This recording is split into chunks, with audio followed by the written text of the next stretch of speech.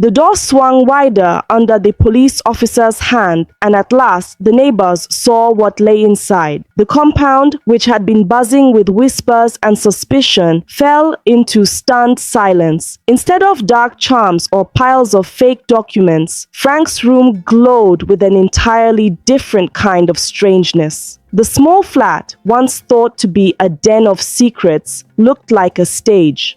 2 tall tripods stood near the walls, their ring lights glowing faintly, even though the morning sun now streamed through a crack in the curtains. A camera with a wide lens sat pointed at the corner where a small table had been neatly arranged with ingredients. Onions, pepper, palm oil, and crayfish carefully measured out in small bowls. On the stove, a pot of ogbono soup bubbled gently, filling the room with a warm, earthy aroma. The soup thickened and released a rich, nutty smell that wafted out into the compound, making even those who had come expecting blood rituals swallow hard with sudden hunger. Above the table, nailed neatly to the wall, was a silver plaque. The engraved letters sparkled under the light, presented to Chef Frank for passing 100,000 subscribers. It was unmistakably a YouTube award, and there, on the desk near the bed, lay a banner spread across the surface. In bold red letters, it read, 1 million subscribers giveaway. The crowd gasped loudly. Their fears collided with the truth before their very eyes. This was no shrine, no ritual space. It was a studio kitchen. Frank was not a ghost or a scammer. He was someone else entirely. The police officer folded his arms and looked at the caretaker.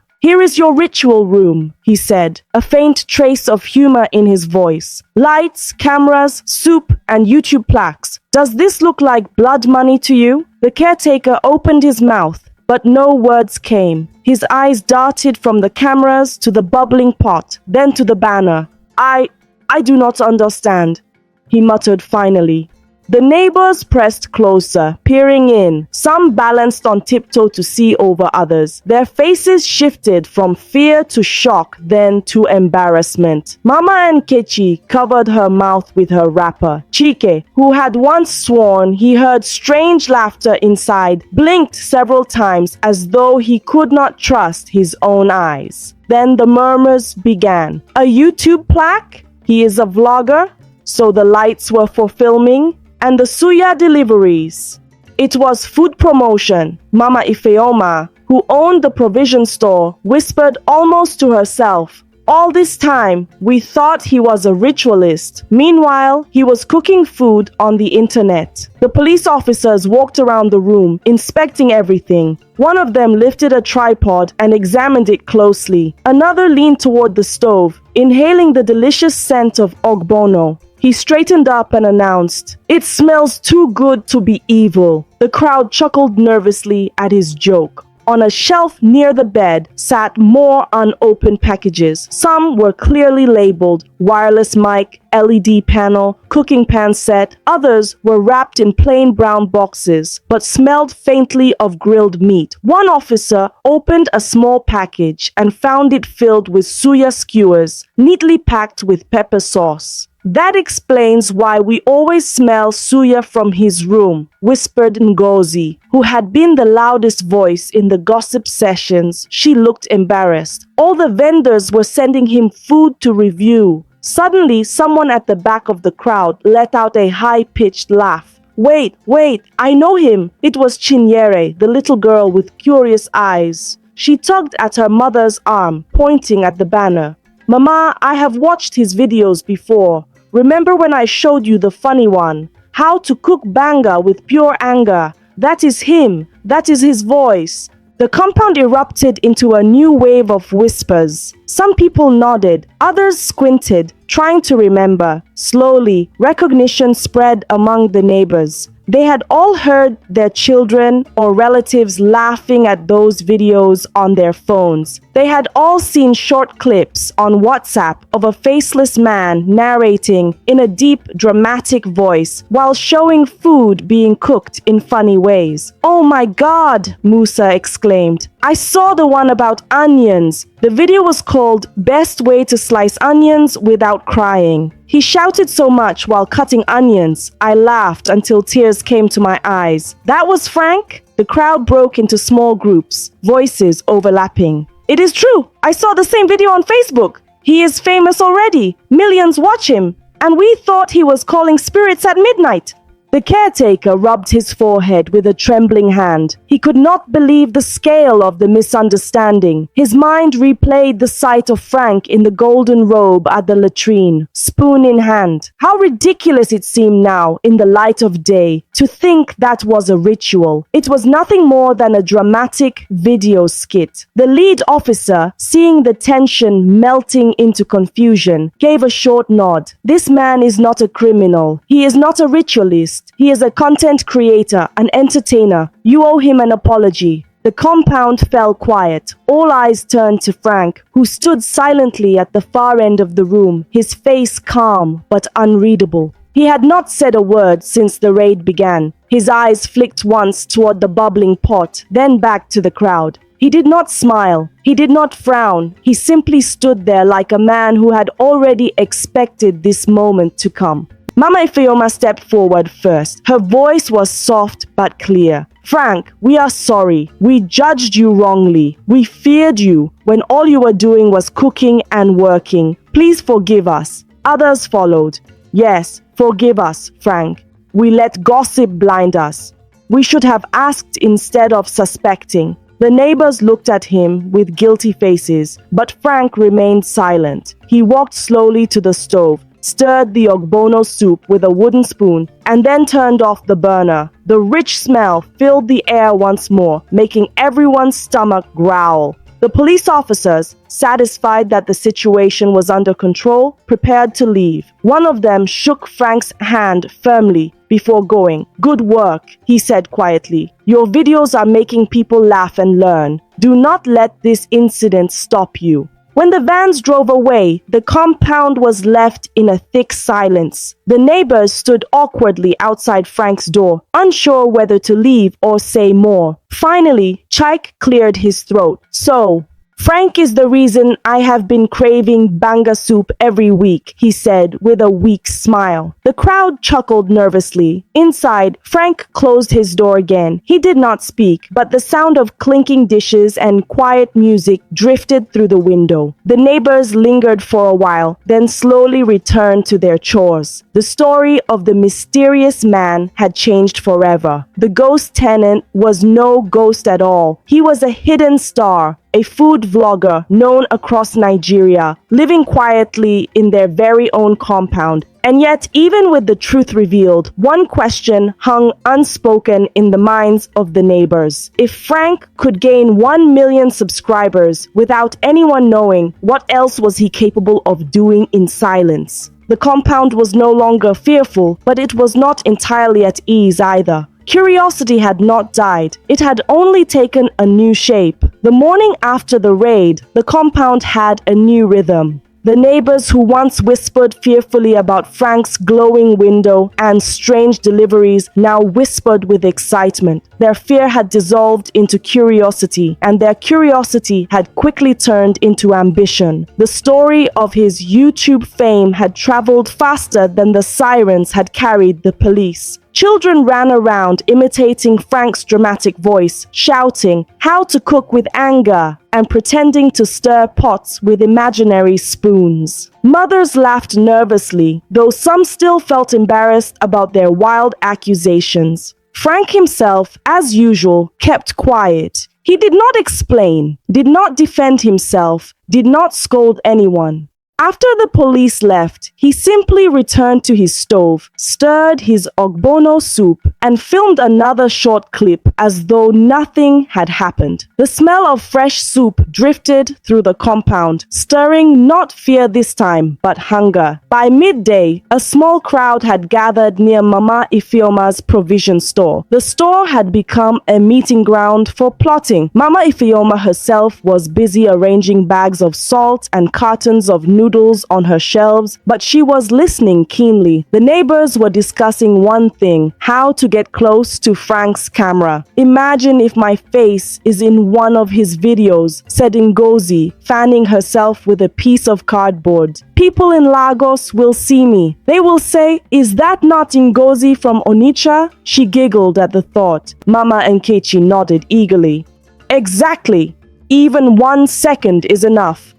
I want my grandchildren in London to see me online. They will be proud." Mama Ifeoma turned, adjusting her head tie with pride.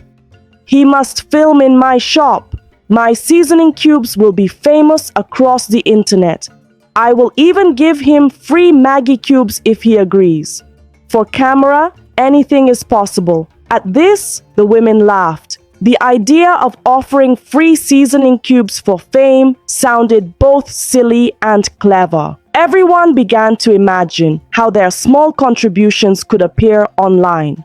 By the next day, the compound had changed completely. Delivery bikes still arrived for Frank, bringing more packages and food, but this time, the neighbors did not watch with suspicion. They ran forward to help carry the items, smiling too much, hoping to be noticed. A new crate labeled "Non-stick frying pan set" was brought upstairs, and 3 young boys scrambled to hold it together, calling loudly, "Uncle Frank, let us help you. We can carry it for camera." Frank said nothing, only nodding politely, but the boys still grinned, convinced they were now part of his world. That evening, the suya sellers from the street corner arrived in the compound, their trays steaming with peppered meat. 2 of them, rival vendors, nearly fought at the gate. "Frank should review my suya next. I was the first to sell here," shouted one. "No, mine has more pepper, more flavor. People will watch him eat my suya and beg for it across Nigeria," the other retorted.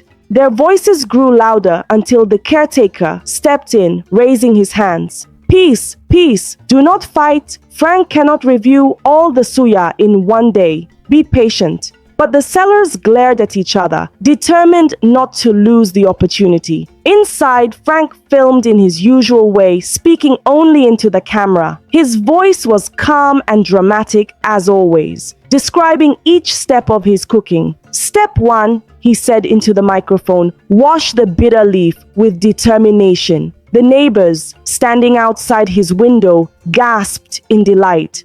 Even though he was not talking to them, they felt part of the moment. The following week, things grew even funnier. One morning, Mama Ifeoma entered the compound courtyard carrying a basket of seasoning cubes, sachets of salt, and tiny tins of tomato paste. She placed them on a table under the mango tree and declared, "Frank can film here. My shop will be background. When the world sees these cubes behind him, they will know Mama Ifeoma is part of the show." The neighbors clapped and laughed, but they also looked at her with envy. Each person wanted their own chance. Soon, others followed. Mama Nkechi offered her wide aluminum bowl for him to stir jollof rice. Ngozi volunteered to cut onions on camera without crying. Even Chiki, who had once panicked at Frank's laughter through the window, now said, "If he needs someone to taste pepper soup, I am ready." Frank, however, did not let them enter freely. He accepted some of their offerings quietly, but kept his distance. When Mama Ifeoma left a bag of seasoning cubes at his doorstep, he picked it up, nodded once, and closed the door. When Chike shouted offers through the window, Frank simply continued filming, never responding. This only added to his mysterious aura. Children in the compound began practicing video faces, smiling too brightly and pretending to stir pots with exaggerated gestures. They lined up in front of Frank's door each afternoon, hoping he would call them in. When he didn't, they played outside, pretending to be Chef Frank Jr.'s. Soon, a new problem arose. The compound itself had become a stage. Vendors from outside started visiting, begging Frank to feature their products. One afternoon, two women arrived with bowls of freshly pounded yam, insisting that Frank must review it for his fans. They argued in the courtyard about whose yam was smoother. Another day, a fish seller carried a tray of tilapia and called up toward Frank's window. "Chef Frank, review my fish. It will trend on YouTube." The neighbors began to see opportunity everywhere. They decorated their front porches, cleaned their courtyards, and polished their cooking utensils, hoping Frank might one day decide to shoot outside. Some even bought new wrappers and hairnets, always dressed as though the camera might suddenly appear. But Frank remained the same. He opened his door only when necessary, collected what he needed silently, and returned to his mysterious filming. His voice continued to echo through the walls during recording, sometimes dramatic, sometimes playful, always funny. The neighbors now listened closely, laughing instead of trembling. "He is shouting again," one child giggled. "Listen, add pepper with confidence." The compound burst into laughter. By the time a week had passed, the shame of accusing Frank had turned into a kind of competition.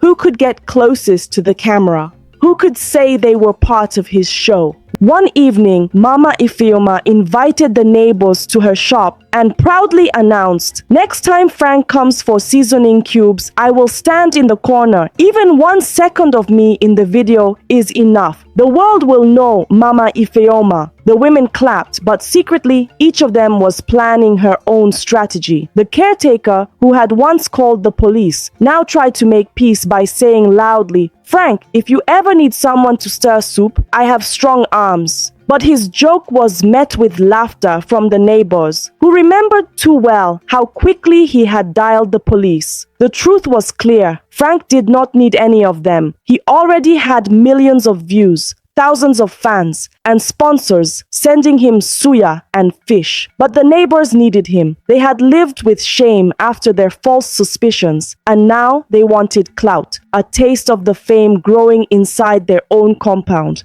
Frank allowed them only crumbs of that attention. A quick wave at a child standing by. A short clip where Mama Ifeoma's seasoning cubes appeared in the background. A spoonful of suya reviewed from the tray of one street vendor. He gave little, but even that little turned the compound upside down with joy. The neighbors bragged in the market. "Did you see my cube in the last video? That hand stirring the jollof, that was me. My wrapper was behind his chair. I am practically famous now." And Frank, silent as ever, remained in his room, his voice rising only for the camera. How to cook jollof rice when your neighbors beg for fame. The compound roared with laughter when they heard it. He had turned their shame into his script. The morning that changed the compound began with cheerful noise instead of suspicion. The sky over Onitsha glowed pale gold, and a mild breeze tugged at curtains and carried the smell of frying onions down the corridor. People in the compound woke to the rustle of tarpaulins being spread out in the courtyard and the soft thud of tables being set side by side. It was not a normal day. There were no secret glances at Frank's window, no whispers sharpened by fear. Today the compound had come together for something joyful. Today was the Onitsha compound Jolof cookoff, and it would be filmed. Word spread quickly. Children raced to fetch stools, neighbors swept the courtyard, and the caretaker, careful as ever, tied bright ribbons to the old mango tree as if dressing it for a wedding. He wanted the place to look good on camera. Mama Ifeoma arranged her seasoning cubes, salt, and tomato paste along a neat shelf she had temporarily moved outdoors. She wiped each packet with a clean cloth, humming as she worked. Ngozi and Mama Nkechi lugged heavy pots into the yard, laughing a little too loudly. Chike appeared with a crate of bottled drinks and tried not to look nervous. Even the prayer warriors stood in a corner with gentle smiles, clapping softly as they watched the preparations.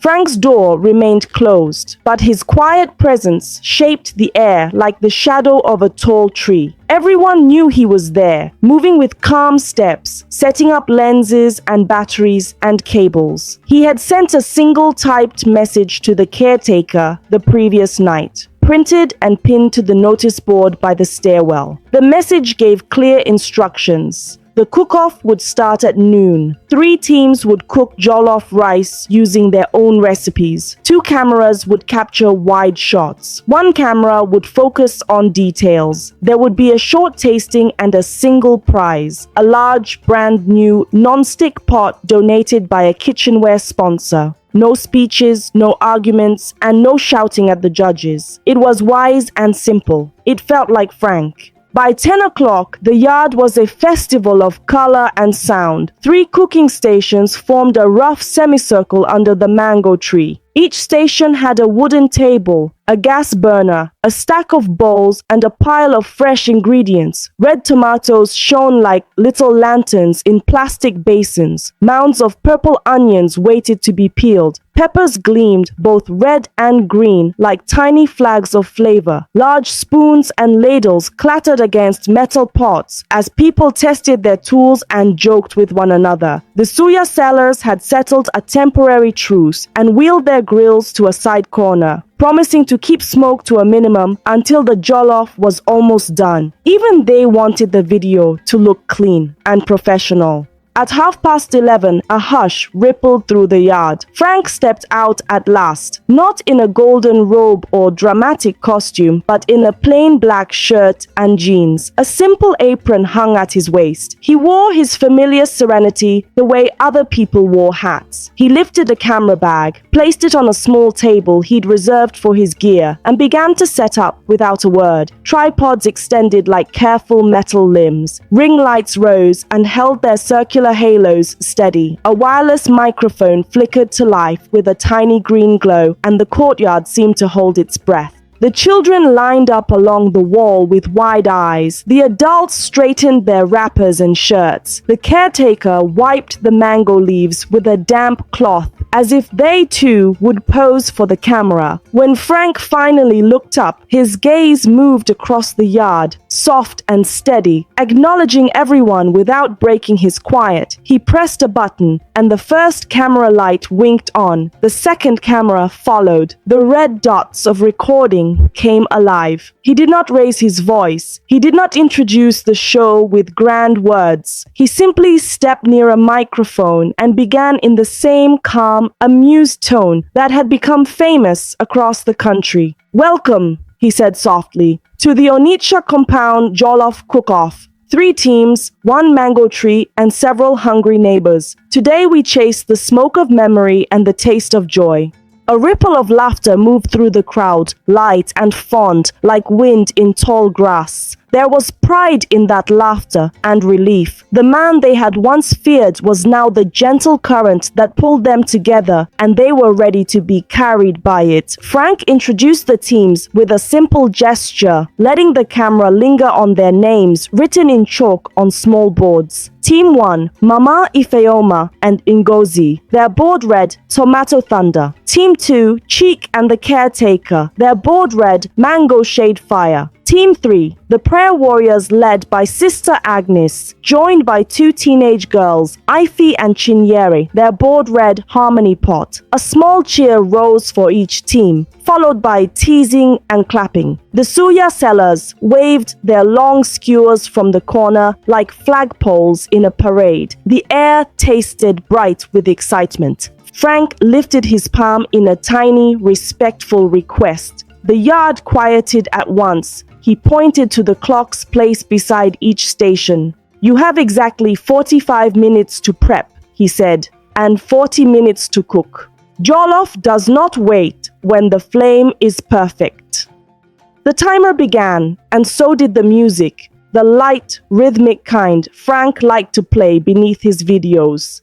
It slipped into the courtyard and gave everyone an extra spring in their movements. The cameras purred and turned like patient eyes. Team 1 attacked their ingredients with the discipline of a market stall opening at dawn. Ngozi chopped onions in clean, even slices, forcing herself not to tear up. Mama Ifeoma measured tomato paste with the care of a jeweler weighing precious stones. She murmured to herself, not too much, not too little, just enough for the color of celebration. The camera moved close to catch her measuring spoon, then floated away to capture a bowl of long-grain rice, waiting for its moment. Team 2 moved with a different energy, practical and quick. Cheek rinsed the rice until the water ran almost clear, then shook the sieve with a proud flourish. The caretaker, sleeves rolled high, sliced green pepper like a man carving a small sculpture. "If we win," he whispered to the lens with a grin he could not hide, "I will never call the police on the smell of onions again." The crowd giggled. The camera dipped and rose, pleased. Team 3 brought the music of prayer to the work. Sister Agnes hummed a hymn under her breath while she blended tomatoes, peppers, and onions in a small grinder. The teenagers measured salt with solemn focus, consulting a handwritten recipe that had as many hearts drawn on it as it had instructions. They stirred with care. "Jolof is the taste of agreement," Sister Agnes said to the microphone, not looking up from her pot. "Tomatoes, rice, and fire must agree." The courtyard bloomed with scent. Onions sweated in oil until they turned sweet at the edges. Tomatoes met heat and grew bold, releasing a perfume that floated up to the mango leaves. Pepper joined the conversation and made it bright. The ground nibbles of crayfish, quiet and deep, slipped into the tins and waited for their moment. Even the steel of the spoons began to sing as they struck pot rims, a soft percussion beneath the hum of the ring lights. Neighbors who were not cooking fanned the flames with pieces of folded cardboard and told jokes in low voices. Laughter became another spice. Frank moved among them like a careful breeze. He never interrupted, never demanded attention. He let the camera fetch the details, the steam that curled like script, the glisten of oil on a tomato's skin, the reflection of a flame in the caretaker's eye, the way a child balanced on her toes to see the rice grains turn from white to story. Occasionally, Frank's voice drifted across the yard, amused and fond. "Today, we chase the color of sunrise," he said, as Team 1 added paste to the pot. "And we listen for the rice that stops complaining," he added, when Team 2 tested a grain on a spoon and nodded at the texture. As the cookoff found its stride, the suya sellers could not stay still. They heated their grills in quiet companionship with the jollof flames, letting the smell of spicy meat stand at the edge of the film like a supportive cousin. "We are not the main story today," one of them whispered to the other, "but the smell will be remembered." They laughed and arranged their skewers with pride. At the 20-minute mark, a small crisis made the courtyard hold its breath. Team 3's burner flickered and dimmed. The rice had just been stirred into the thick, triumphant sauce when the flame went weak. Sister Agnes pressed her lips together and turned the knob with gentle stubbornness. Nothing. The prayer warriors glanced at one another, alarm melting into determination. Before panic could spread, Team 2 slid their burner 2 feet to the left, gesturing, "Use ours for a minute." The caretaker, who had once dialed the police with a shaking hand, held the pot steady so it would not spill as they shifted it. The camera caught it all, the kindness, the shared flame, the way envy fell like old dust. Frank's voice became its quiet drum. "When food is the point," he said into the mic, "the neighborhood becomes a recipe too." The flame steadied. The rice sighed back into faith. Someone started clapping softly, and then the whole courtyard joined. It was not loud applause. It was the sound of people learning their way to one another. Time thinned, the pots found their rhythms. Team 1's sauce turned sunset red and embraced the rice in a confident hug. Team 2 coaxed a gentle smokiness from the bottom of their pot, stirring carefully so the grain could pull it up into the rest without burning. Team 3 let their rice sit in quiet meditation, their lid wrapped in a cloth to keep heat loyal. The ring lights painted gentle halos on every spoon and pot, and the cameras drank the light as if it were broth. When Frank raised his hand, the flames went down like obedient notes at the end of a song. "Spoons up," he said, smiling in his voice. 3 teams lifted their spoons and the compound cheered. Not the loud competitive kind of cheer, but the tender sound of a good thing arriving. Tasting was the simplest, safest part of the plan. Frank had chosen 3 judges, an elderly man from the next building who had been married for 50 years and claimed Jolof had saved that marriage many times, a young student home for the holidays who ran a small food blog, and a tailor from the roadside stall who said she could tell a good meal by the way a person stood while stirring it. They took their seats at a small table dressed in a clean cloth. Frank placed small plates, spoons, and glasses of water before them with careful hands. He drew no attention to himself, but the cameras, loyal as always, noticed the calm precision of his movements. Team 1 served first, their rice bright and shiny with a welcoming, tomato-rich scent. Team 2 followed with a deeper color and that whisper of smoke, like a story told around charcoal.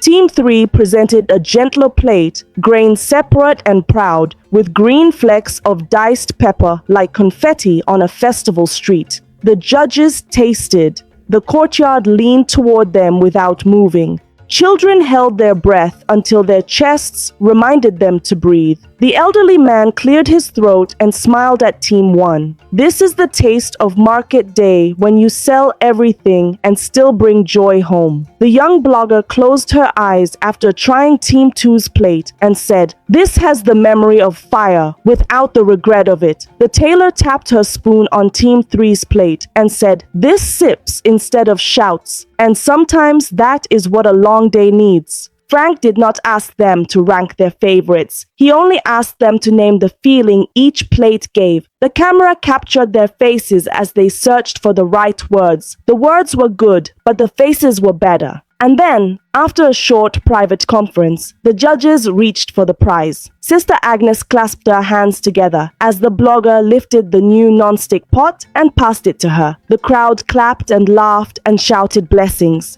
Team 3 had won, but the cheer that rose up wrapped itself around all 3 teams because the courtyard knew that the day itself had won. Frank, who had taken no credit allowed, let the camera do the thanking for him. It found the smiles, the shaking shoulders, the glistening eyes, the twin streaks of steam that rose from the 3 pots and vanished into the same sky. Then the eating began. Bowls went from hand to hand like good stories. Children darted around with small plates, sampling a spoon here and a spoon there, then arguing affectionately about which bite had the best pepper. The suya sellers released their smoke at last, and the meat met the jollof like a long-delayed reunion. Laughter put its elbows on every table. Someone connected a small speaker, and music, brave and joyous, unfurled into the late afternoon. Women swung their shoulders, men clapped offbeat and did not care. The mango tree shook a few leaves loose and let them fall in lazy spirals as if throwing confetti. Phones appeared like flowers opening. The neighbors took photos, yes, but mostly they took little films of their own. The caretaker and Chike doing a shy 2-step beside the suya grill. Mama Ifeoma pretending to be a presenter as she held up a spoon and announced, "Breaking news, Jolof wins peace." Sister Agnes laughing so hard she had to hold her sides. Chinyere and Ify grinning at the camera with orange grains on their lips. Within minutes, statuses across WhatsApp and short clips on social platforms began to sprout. "We cooked with Chef Frank. Onitsha compound cookoff. Who says neighbors cannot be family?" The internet, always hungry, took a bite and asked for more. Frank kept filming, not the way some people film to be seen, but the way a gardener watches a plant and helps it turn to the sun. He moved from group to group, capturing small details. The way a spoon paused mid-air so a friend could taste. The careful hands that wiped a child's chin. The quiet person in the corner who finally laughed and forgot to be shy. He recorded the day's warmth without stirring it. He reminded the moment to be itself, and the moment listened. As the sky moved toward evening, the compound began to glow, not just from the ring lights, but from the faces of people who had gotten what they did not know they needed. The suya sellers, who had fought for a moment in his videos, now sliced thin pieces for anyone who wanted them and slipped an extra piece into the hands of the judges with grateful winks. Even the caretaker, who had once been the first to suspect and the first to call, brought a tray of water cups around and laughed when people teased him about his new career as a hospitality manager. Across town, then across the state, then across the country, views began to surge on the live snippets and early clips Frank had quietly scheduled to post during the event. Comments appeared like friendly hailstones. I cannot stop smiling. This is the best use of a mango tree I have ever seen. Who taught the caretaker that dance? I want lessons. Team 3's gentleness is therapy. Team 2's smoky bite told my ancestors to sit down and eat. Team 1's color healed my week. People tagged friends and cousins and aunties. They tagged neighbors who did not know they were neighbors yet. The compound's name went from a private label to a public map pin. A small crowd of curious onlookers formed outside the gate, cheering and clapping when the music swelled. No one pushed, no one shouted. They basked in the warmth like it was a fire made for everyone. Frank filmed a closing shot as the sun leaned toward the rooftops. He stood a little to the side of the mango tree, so its branches framed the courtyard like gentle arms. The camera saw him and did what it always did. It loved the stillness of his face and the kindness behind it. Today, he said softly, we learned that gossip is an ingredient you can fix. Add heat, patience, and a spoon of laughter. Taste again. If it is still bitter, give it time. If it becomes sweet, share it. He paused, then let the microphone catch the music and laughter as he lowered his hand.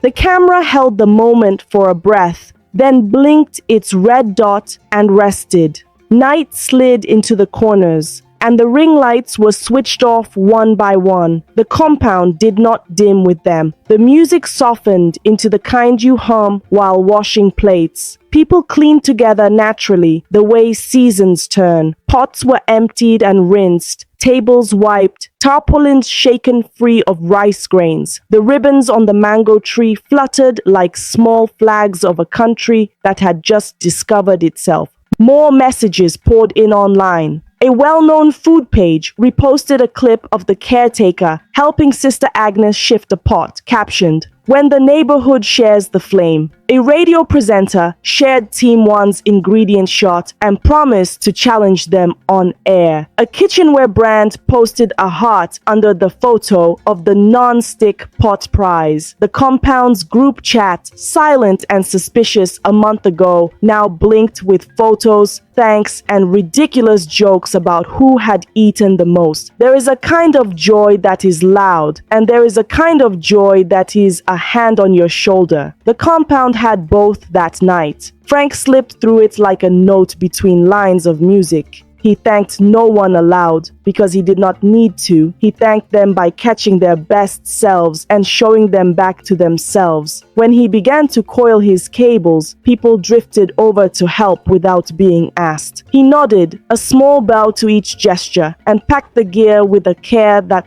felt like prayer.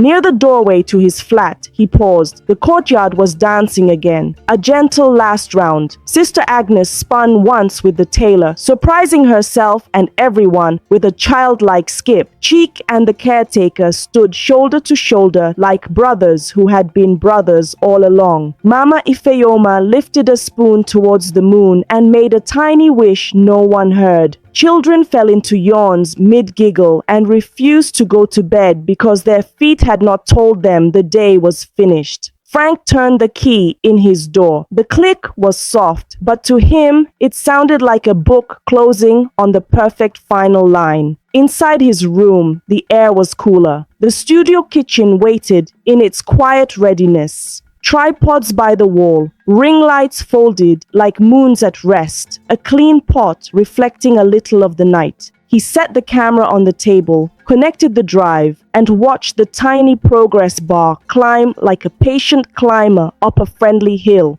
On his desk lay the banner he had used earlier in the week, the one for the milestone he never celebrated out loud, 1 million subscribers giveaway. He touched its corner. It did not make him feel big. It made him feel responsible. He sat, opened his laptop, and skimmed through the fresh footage. Faces rose to meet him. Laughter brushed his cheek like a breeze. The soup of the day, jollof, suya smoke, mango shade, the hush after a shed flame, simmered on his screen. He dragged a file into the editor that only he understood. He clipped together a clean, bright sequence. The early sweep of the courtyard, the mango ribbons, the quick hands, the pause when kindness moved the burner, the first spoonful that made the blogger close her eyes. He layered in the music hum he loved, then let silence do some of the speaking. He wrote a caption that fit like a key. Onitsha compound Jolof cookoff, a recipe for neighborhood. He scheduled the main video to post in the morning. Then, with a small private smile, he opened a fresh project. This one needed no long edit. It needed only truth gently told. He set up a simple shot. His face off camera as usual, only his hands placing a mug on the table, a soft light reflecting on its surface, the hum of a city that had decided to forgive itself in the background. He recorded a few quiet lines, playful, kind, teasing, and kept the title for last. He typed it slowly, letting each word land like a foot on a moonlit path. How to survive Nigerian neighbors without talking to them. He watched the title glow on the export screen, then laughed under his breath. Not a mocking laugh, not a victory laugh, but the sort of laugh a cook gives when the stew finally tastes exactly like memory promised. He clicked upload. The bar moved. Somewhere outside his door, a child's voice rose in a tired, happy song. Somewhere at the gate, someone told the story for the 10th time and made it better with each telling. Somewhere on 1,000 screens, the earlier clips of the cook-off grew from views to conversations to invitations. When the upload finished, Frank leaned back, closed his eyes, and listened. The courtyard music had faded into the sound of plates being stacked and chairs being returned to their corners. A broom whispered across the floor. A thanks drifted in and found no wall strong enough to stop it. He stood, turned off his studio lamp, and let the room wear darkness like a shawl. Outside, the compound was still awake enough to glow. The mango tree held the last of its ribbons steady. The caretaker clicked the gate shut with the softness of someone putting a baby to sleep.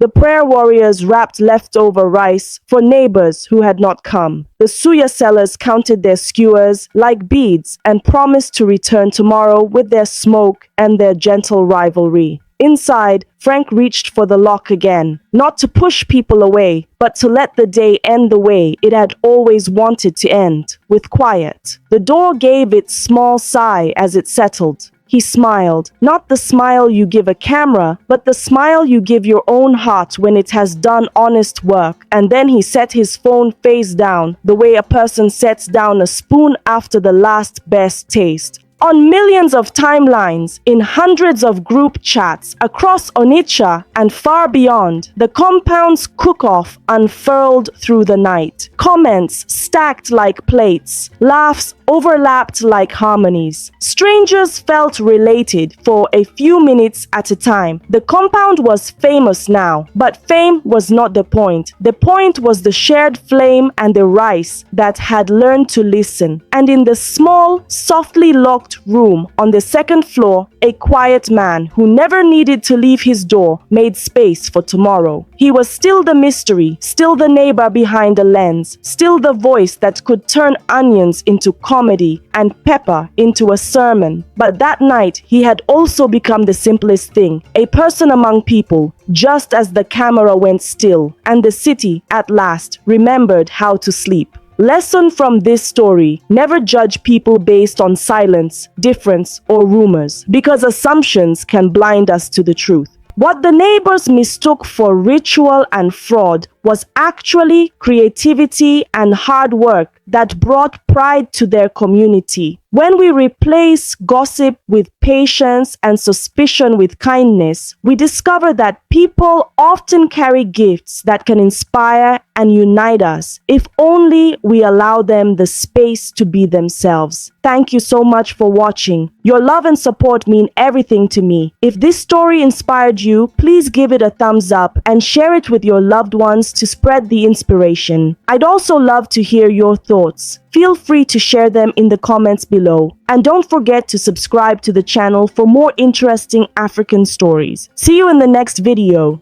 Bye.